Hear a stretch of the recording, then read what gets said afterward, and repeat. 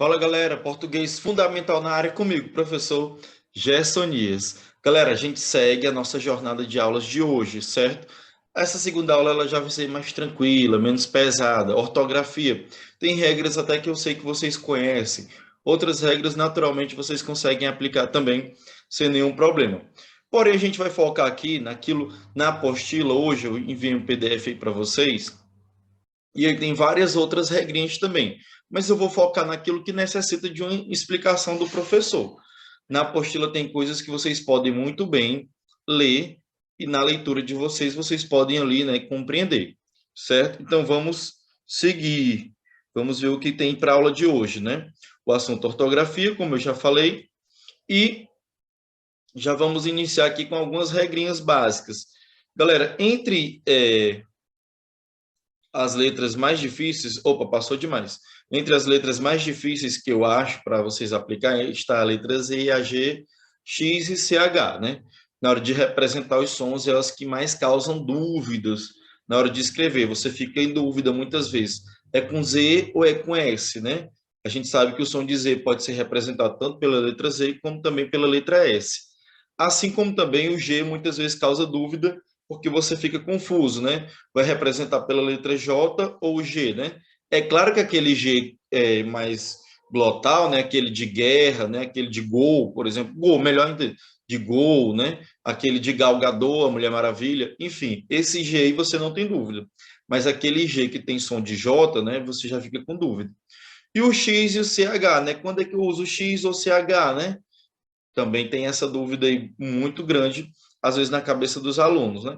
Aliás, na cabeça de qualquer usuário da língua portuguesa. Às vezes, até a gente que é professor de português, né? Eu não vou negar aqui, bate uma dúvida, e agora? Eu vou escrever com X ou com CH? Acontece isso aí, certo? Então, primeiro aqui, a letra Z. Gente, quando é que eu vou usar o Z mesmo, né? É claro que o som de Z eu já sei, claro. Quando tiver o som de Z, professor, é óbvio. Mas quando é que eu sei que ali eu vou manter o Z e não S, né? Aqui a primeira regra que ele dá, eu vou até trocar a cor da canetinha, né? A cor tá um pouco confusa aqui, deixa eu colocar esse roxinho aqui. Pronto. Então, a primeira regra que ele dá é o seguinte, se na palavra primitiva tiver um Z, a derivada vai ter Z também. Ou seja, quando eu formo palavras a partir de outras que já têm Z, então eu vou manter o Z. Então, por exemplo, juiz, né? Juiz tem o Z, juiz termina com Z. Então, eu vou continuar mantendo o Z, né? Juizado, certo? Fuzil tem o Z, então fuzilamento eu continuo mantendo o Z, certo? Olha outro exemplo aqui, né? Raiz. Raiz tem o Z, né? Então, quando eu digo que algo está enraizado, né? Então, eu uso o Z também, enraizado. Beleza? Vamos aqui para o outro. Quando eu formo adjetivos, certo? A partir de substantivos abstratos, ok? Aliás, quando eu formo substantivos abstratos a partir de adjetivos, perdão. Então, por exemplo, lúcido, né? Lúcido é um adjetivo. Fulano está lúcido, aquele que está sabendo do que está acontecendo, né? Então, eu vou formar um substantivo abstrato a partir disso, lucidez, certo? Lúcido, lucidez. Ah, fulano ali é rude, então eu formo rudeza. Então, por exemplo, se a gente pegar aqui limpo, né? O céu está limpo, né? Então eu posso formar limpeza, certo? Limpeza, ok? Viúvo, viuvez, ok? Então daí a gente vai tirando, né? Sempre vai utilizar o V. Quando você observa nessa terminação assim, ó, eis, certo? Para esses substantivos abstratos, ok? E letra C, nas terminações isar, né? Para formar verbos. Aqui, gente, a dica é o seguinte: se a palavra inicial, ela tiver o S, como por exemplo, análise, né? Deixa eu colocar aqui em algum lugar. Análise. Bem aqui, análise. Olha, tem um S. Então, o verbo isar vai manter o S também, certo? Analisar. Agora, se não tiver o S, como por exemplo em mental, mental, cadê o S? Não tem. Então eu vou utilizar o Z. Mental, mentalizar, mentalização, certo? Muito cuidado com a palavra visual. Por que eu vou colocar um cuidado nela? Olha, presta atenção aqui, ó. Visual. Porque tem aluno que vai dizer assim, ah, professor, mas tem um S aqui em visual. Então, visualizar vai ser com um S. Não, gente, o S é se ele puder ser usado. Esse S aqui, ele vai continuar sendo o S de visual. Aí, quando eu for colocar o ISA, vai ter que ser o Z. Por quê? Porque esse S aqui, ele não entra na formação ISA. Diferente de analisar. Ó, análise entrou na formação analisar. Certo? Olha, já está tudo riscado aqui. Vamos para a letra G, né? Eu entrei até aqui com... Deixa eu apagar para não ficar complicado para vocês entenderem essa bagunça aqui, né? Vou apagar aqui. Certo? E apagar aqui também. Pronto. Tudo apagado. Certo? Agora vamos focar na letra G. Já foi a letra Z, então vamos focar na letra G. Quando é que eu uso a letra G? Aqui a primeira regra que ele diz é toda palavra, né, todo vocábulo terminado com gen, né, com gen, certo? A gente vai utilizar, ok? O G, viagem, miragem, ferrugem, tem até aqui, né, esse dito popular, viadagem, certo? Molecagem. Então, tudo isso daqui, ok? A gente vai utilizar o G, ok? Exceto para as palavras página, certo? Exceto na palavra página, ok? Essa palavra aqui, página, é com J, certo? Então, toda vez que tiver, né? Por exemplo, aqui não foi colocado, né? Coragem, coragem também, certo? Com G. B, palavras terminadas em ágio, égio, ígio, ógio e úgio. Parece até as vogais, né? A, E, I, O, U, né? Então, ágio, égio, ígio, ógio e úgio. Todas elas vão ser com G. Estágio, privilégio, prestígio, relógio, refúgio, né? Tudo que você lembrar que tem essa terminação aí, ágio, égio, ígio, ógio e úgio, sempre é com G, certo? Nunca escreva privilégio com J. E as palavras derivadas de formas primitivas grafadas com G, né? Se já tem G na primitiva, é igual aqui a do Z, né? Se já tem o Z, né? Eu uso o Z. Aqui se já tem G, né? Então você continua com ele. Então, gesso, engessar, né? Ungir, ungido. Veja só que aqui foi uma derivação, né? E o G ele se manteve. Beleza? Tranquilo. Vamos para mais regras. Galera, é chuva de regra. Agora, galera, é a regra dos porquês. Quem anda dizendo por aí que existem 5, 6 porquês, está mentindo. Na realidade, o porquê em si é uma complicação você dizer assim, quantos porquês tem, né? Tem 4 formações de porquê, sendo que uma delas, ela pode se formar de 3 formas.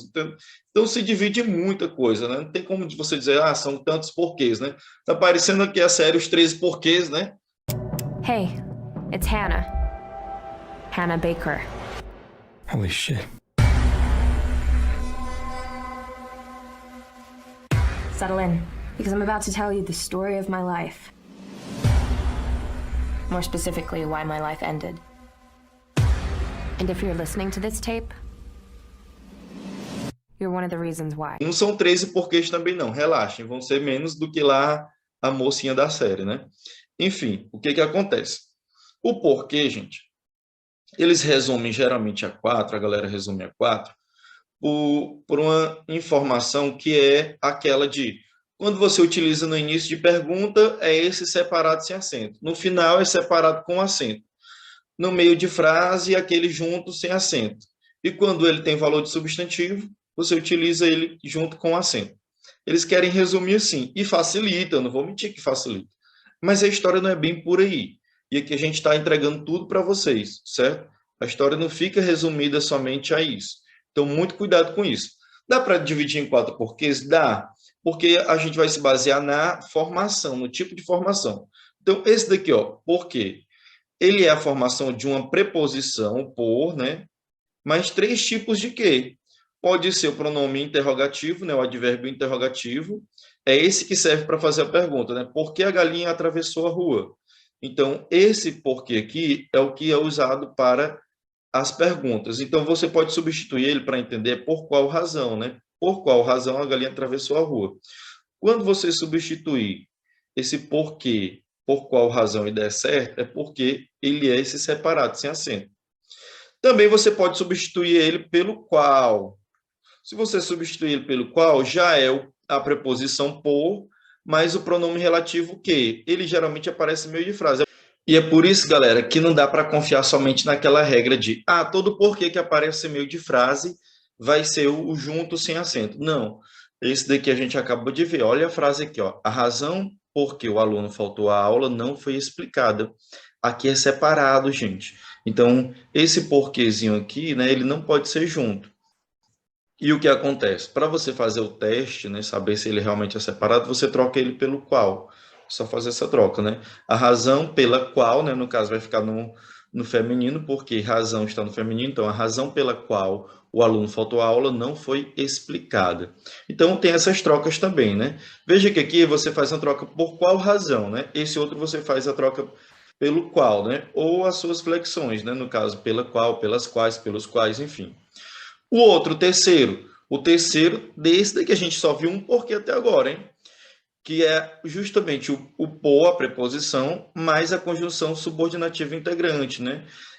Para você fazer o teste, é só você trocar ele pelo isto, certo? Troca esse daqui pelo isto.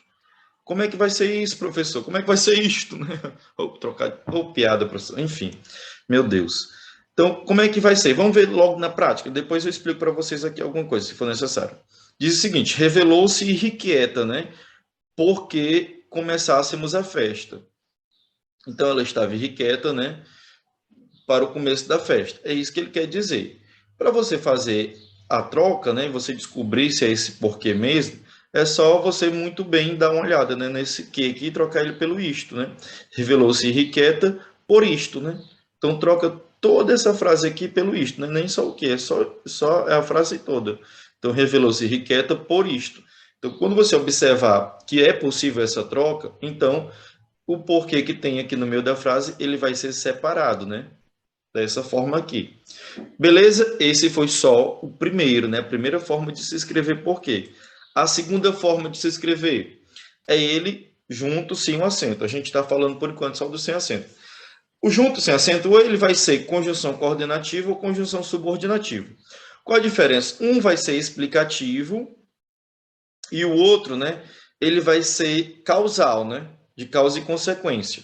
Então, veja só, aqui tem uma explicação entre, né? Porque está tarde. Então, veja só, tem esse valor explicativo, dá até para trocar ele pelo pois. Deu para trocar ele pelo pois, morreu. Não tem discussão, ele é junto.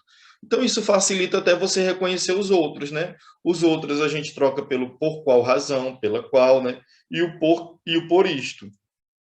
Aqui você já vai trocar pelo pois, morreu. E esse outro exemplo aqui você já pode trocar pelo já que, pelo visto que, pelo dado que, enfim, né? O chão está molhado porque choveu muito. Veja aqui uma causa e uma consequência, né? Qual é a consequência? O chão está molhado. E qual é a causa? O que causou o chão ficar molhado? Choveu muito, né? Então, temos aqui, né, uma relação de causa e de consequência, e o porquê exprimindo isso. O que você basta saber, né, é fazer essa troca pelo pois, ou então pelo já que, visto que, dado que. Beleza? Não tem dificuldade. Esse porquê a gente chama ele de, muitas vezes, explicativo, né? Um resumo para ele, é o porquê explicativo, ok? Galera, na prova, eles não vão dificultar assim, não. Aqui é porque eu ensino tudo para vocês, vocês têm que estar preparados para tudo. Mas na prova, eu tenho certeza que eles vão pedir para vocês o básico, só para reconhecer qual é o porquê que vai ser utilizado. É como se eles fizessem assim uma frase, né? Eles vão colocar uma frase do tipo, né? Janjão faltou aula, né? Aí eles vão dar o espaço, né? Aí vão continuar a frase. Estava doente. Eu penso que vai ser mais ou menos nesse sentido. Aí eles vão perguntar qual é o porquê, né? Que você pode colocar aqui. É esse juntinho? É aquele separado que a gente acabou de ver, né? No caso, você já sabe, ó, de causa e consequência, né? Que tem a causa, doente, né? Já estava, e aí resultou na consequência, né? Ele faltou aula. Então, é o porquê. Beleza? Juntinho, sem acento. Certo? Então, dessa forma, é mais ou menos isso que eles vão estar cobrando. Eles não vão dificultar tanto, não. Eu penso, né? E é muito por aí mesmo, porque dessa forma que eu estou apresentando para vocês já é bem evoluídozinho. Mas eu não vou deixar de, vou dar só aqui, só entregar só papa para vocês, não, gente. Tem que entregar realmente, né, o alimento no todo. Vamos lá. E agora os dois últimos porquês, né? Então, esse outro que é separado, mas com acento, e depois o que é junto e com acento. Agora nós vamos ver os que são com acento. Eles são mais fáceis. Por quê? eles não têm muita variação também dentro deles. Esse separado com acento, perdão, ele é para o enunciado interrogativo e no final. Então, Janjão não viajou por quê, né? Então, quando você utiliza o porquê no final da frase interrogativa, você tem que colocar o acento. No início da frase interrogativa não tem um acento, que é aquele que a gente apresentou, foi o primeiro. Já esse aqui a gente pode dizer que ele é o terceiro, né? E aqui é o quarto, ok? Então, o primeiro porquê, né? Ele é para o início de frase interrogativa. Se a frase interrogativa, o porquê foi colocado no final, aí ele tem que ter o acento. Beleza? E o quarto, né? O quarto, ele se trata de um substantivo. E você pode trocar ele, né, pelo motivo, ou então pela razão, né? A razão ou o motivo. Os 13 porquês. Quem já assistiu a série, né? Já até falei dessa série aqui. Quem já assistiu são os 13 motivos, né, que a garota apresenta para ela ter feito o que ela fez lá na vida dela, com a vida dela, né, melhor dizendo. Certo? Não vou aqui falar daí, né, nem por causa de spoiler, não quero entrar nesse assunto mesmo. Então, muitas vezes ele é antecedido por um artigo, né? Pode ser o artigo ozinho, ou então no plural, né, os, ou então pode ser também os outros artigos também, né? Pode ser os definidos e indefinidos, ok? Enfim, e aqui, né, o exemplo, eles não falaram o porquê da consumação do casamento. Então, você pode trocar facilmente pelo motivo, ó. Eles não falaram o motivo da consumação do casamento, né? O que é isso, consumação do casamento? Por que eles resolveram se casar, né? Eles não disseram o motivo. Por que eles resolveram ali, né, se casar, ok? Então, facinho, tranquilo, não tem dificuldade esse assunto dos porquês, eu quero ver vocês aplicando ele. Galera, não tem questões. Ortografia, eu não coloquei questões, é um dos assuntos mais básicos da prova do IFE, apesar de o porquê parecer ser um pouquinho difícil, mas eu já disse para vocês, eles podem cobrar de um modo muito básico, e eles não caem muito, assim, já procurei e outras provas mais antigas ainda não achei, se vocês tiverem, até me avisem, me enviem essa questão, e se tiverem dúvida também, me avisem, me enviem a questão para tirar a dúvida de vocês, eu faço nem que seja um videozinho curto, beleza? Não deixe de se inscrever, se inscreva, tá chegando, a gente está com 940 e poucos inscritos já no canal, então se inscreva que a gente chega em 1000 já, hein? 1000 inscritos, rapaz, que coisa, hein? Nunca pensei isso. Só vocês mesmos, hein? Então se inscreva no canal, deixe seu like nos vídeos. Quem é aluno do preparatório, comente o seu nome, o nome da sua escola, porque é a presença, a frequência de vocês, certo? Amanhã tem mais 3 vídeos e quinta-feira tem teste, ok? Então, galera, me despeço aqui. Hoje ainda tem mais um vídeo, um shortzinho sobre crase. Vocês vão gostar muito desse vídeo. Ele vai bombar, tenho certeza, hein? Valeu!